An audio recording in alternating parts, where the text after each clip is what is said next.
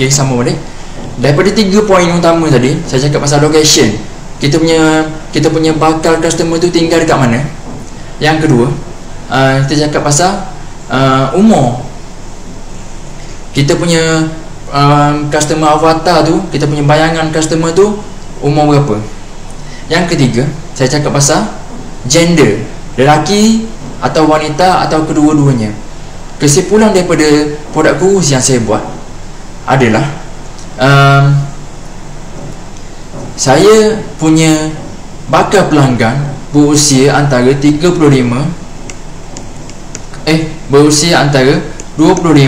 ke 35 tahun sahaja. Saya tak perlu nak shoot untuk semua orang.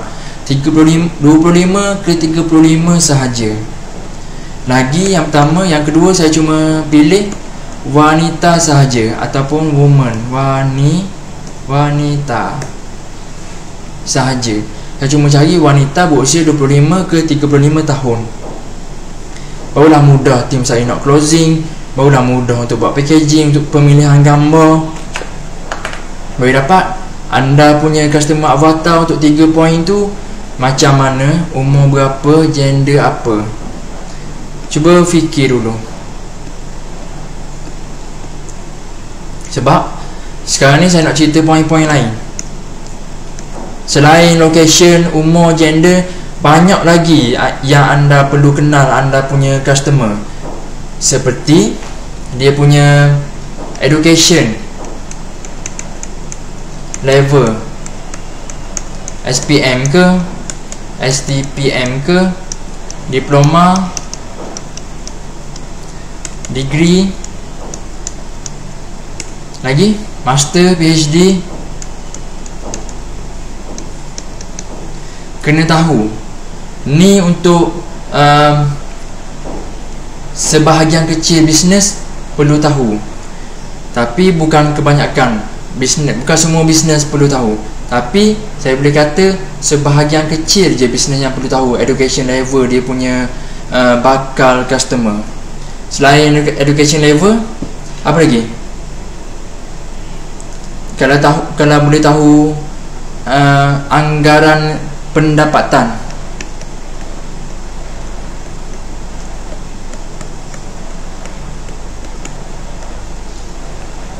Sebab apa penting tahu anggaran pendapatan orang? Contoh, kita punya service accounting. Kita tak target business owner yang sales dia cuma 2-3 ribu sebulan ataupun 4-5 ribu sebulan. Kita target sales yang lebih banyak dari itu. Barulah dia padan untuk bayar kita punya service accounting, barulah padan untuk dia bayar cukai, barulah layak dengan pendapatan yang banyak, barulah layak untuk dia apply loan. Jadi kita target orang yang income besar. Contoh lagi, kita ada klien yang jual produk untuk tumbuh rambut. Produk untuk tumbuh rambut dia ni harga 150 RM, 150 harga jual.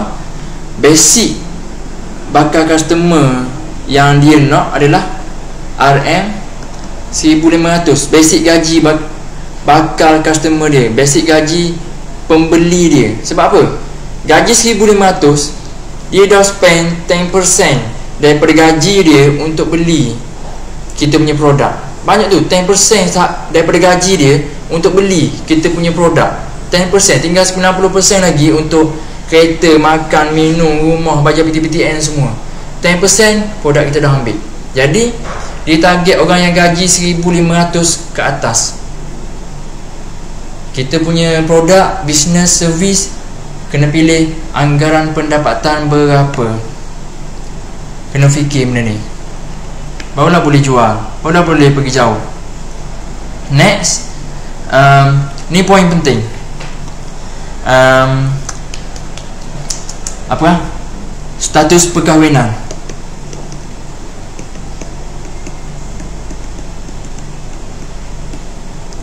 Status perkahwinan.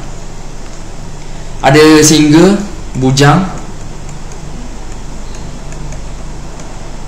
ada kahwin ataupun married, ada janda, ada duda,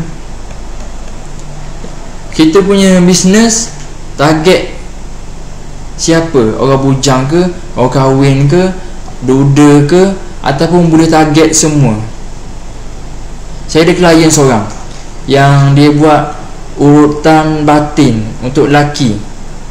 Dia target, dia buat dua iklan. Satu iklan untuk bujang, satu iklan untuk lelaki yang dah kahwin. Ramai orang saya jumpa dia buat marketing, dia cuma buat satu iklan untuk dua-dua. Padahal orang bujang dan orang yang dah kahwin adalah dua segmen yang berbeza. Contoh, kalau kita nak target orang bujang, kita buat video khas untuk orang bujang. Pada orang bujang yang bakal kahwin pada tahun ini, yang nak baiki dia punya kesihatan dalaman, boleh WhatsApp saya untuk free consultation contoh. Jadi orang bujang tengok, dia akan terasa, video ni untuk aku nak kahwin, aku nak baiki aku punya kesihatan dalaman. Kalau yang kedua, kahwin, abang-abang yang dah kahwin, yang nak tingkatkan prestasi seminar, prestasi stamina, boleh swipe up. Nampak tu beza daripada kita buat satu video untuk orang kahwin dan orang bujang, kita buat satu video dua-dua kelompok, orang bujang dan orang yang dah kahwin, dia tak terasa. Sebab tu penting customer avatar untuk kita tahu, dan kita mudah untuk buat iklan. Iklan tak semestinya satu kena buat. Contohnya anda tengok video ni berpuluh-puluh video, tapi anda buat satu je iklan, buat satu iklan untuk semua orang. Adakah tepat anda punya sasaran tu? Tak tepat. Kebanyakan yang tengok dia tak akan terasa. Sebab tu kalau kita boleh jual kepada dua-dua segmen, orang bujang dan orang kahwin, buat dua video. Kalau nak target orang bujang wanita, bujang lelaki, kahwin wanita, kahwin lelaki, baru 4 video kena buat. Dan 4 video tu akan mendatangkan pendapatan yang banyak kepada kita, daripada kita buat satu tapi shoot pada semua orang tu tak terasa pun apa yang kita cakap. Boleh dapat point. Saya rasa point ni penting. Nak buat ads nanti, tolonglah guna tips ni. Ni daripada pengalaman saya lama buat ads. Jangan buat satu iklan untuk semua orang. Pecah-pecahkan segmen, orang bujang, orang kahwin, orang lelaki, wanita. Kena test sebanyak mungkin. Next point adalah, ni simple je, bahasa yang diguna. Bahasa bakal pembeli, bakal pelanggan kita. Saya banyak run iklan. Saya buat servis untuk developer, property player, ramainya di Kelantan dan Terengganu serta di Shah Alam. Bahasa ni cuma apa nak kaitkan dengan bahasa? Bila cakap bahasa, kalau orang yang pernah run ads tengok video ni, dia akan cakap, bahasa Malay English Malay English dia lebih dari itu. Bahasa ni, kalau lah kita buat bisnes setempat, kita buat kedai dan nak orang datang ke kedai kita, guna bahasa setempat. Kalau kita punya kedai tu di Negeri Sembilan, gunakan bahasa Negeri Sembilan. Kalau kita punya kedai tu di Kuala Kedah, gunakan bahasa Kuala Kedah. Kalau kita punya kedai tu di Dungun, guna bahasa Dungun. Orang yang membaca tu, dia akan seronok membaca dalam bahasa dia. Dia akan seronok membaca dengan lancar. Dia akan rasa orang sedang bercakap dengan dia.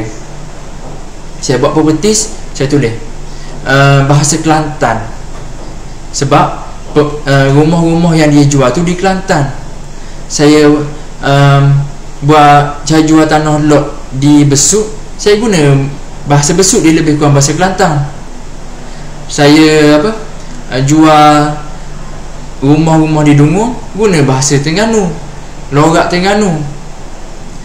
Kalau lah kita nak setting jual kondo-kondo mahal di Kuala Lumpur, saya akan pecah dua. Satu bahasa Melayu, select Malay sahaja, Malay sahaja. Satu lagi English. Jadi sini satu iklan. Untuk buruknya tulisan saya, minta maaf banyak. Yang ni iklan kedua. Iklan. Itulah. Nampak peranan bahasa dekat sini. Ramai orang dia jual properties tapi tulis bahasa Melayu. Saya bukan nak rendahkan orang Melayu, tapi kebanyakannya, sebahagiannya tak mampu untuk membeli properties yang mahal di KL. Jadi bila saya dapat klien untuk properties, dia suruh saya run ad, saya akan gunakan bahasa Inggeris, buat satu iklan spesifik kepada orang yang menggunakan bahasa Inggeris dan Chinese di dia punya phone. Dia punya Facebook bahasa dia guna tulisan Cina. Dia akan nampak iklan saya, sebab saya akan, yang ni akan pergi sekali. Bahasa Melayu, orang Melayu je nampak. Orang Melayu akan terasa tu untuk dia. Kita akan main Bumiputera dapat diskaun 5%, Bumiputera dapat rebate 20%, 5,000, tak kisahlah. English tu dia bahasa English untuk Chinese dan orang-orang yang mampu. Next adalah kita kena tahu minat orang itu apa. Minat, hobi. Sebab apa kena tahu minat dengan hobi? Ni untuk setting pada bahagian interest. Ni untuk setting pada bahagian interest. Penting tahu minat dengan hobi untuk kita setting pada bahagian interest. Contoh, jual properties dekat KL. Jika tak masukkan interest, kemungkinan orang yang tengok tu 5.2 juta orang. Sebab apa? Kan Lembah Kelang kan padat dengan penduduk. Adakah 5.2 juta tu semua nak beli properties? Kalau semua nak beli properties, mudahnya nak jual properties. Dia tak semudah tu. Daripada 5.2 juta orang yang tengok tu, kita kena kecilkan lagi. 5.2 juta kecilkan lagi melalui kita tahu dia punya minat, hobi, dan dari itu kita boleh setting dia punya interest. Dekat interest, kita tahu kita jual rumah, kita cari orang yang minat rumah, property. Lagi, cari rumah dekat mana? Boleh masukkan mudah.my. Lagi boleh masukkan dekat iProperty. Boleh masukkan interest ni pada bahagian setting Facebook Ads. Lagi contoh apa lagi? Saya bagi contoh jual produk-produk memancing. Hobi confirm memancing. Bahagian setting nak tulis apa? Pada bahagian setting tulis memancing. Kalau tak pandai bahasa Inggeris pun tulis je memancing, dia akan keluar. Tulis dalam bahasa Melayu memancing, dia akan keluar dalam bahasa Inggeris. Dia akan keluar dalam bahasa English. Tips dia pada bahagian interest ni, jangan letak lebih daripada 5. Jangan letak lebih daripada 5. Banyak-banyak kan takut dia jadi terlalu large, besar sangat. Facebook pun nanti tak agak-agak nak keluarkan kita punya iklan ni pada siapa. Jangan lebih dari 5. Kalau besar boleh narrowkan. Macam mana cara nak narrowkan, nanti saya ajar pada bahagian setting.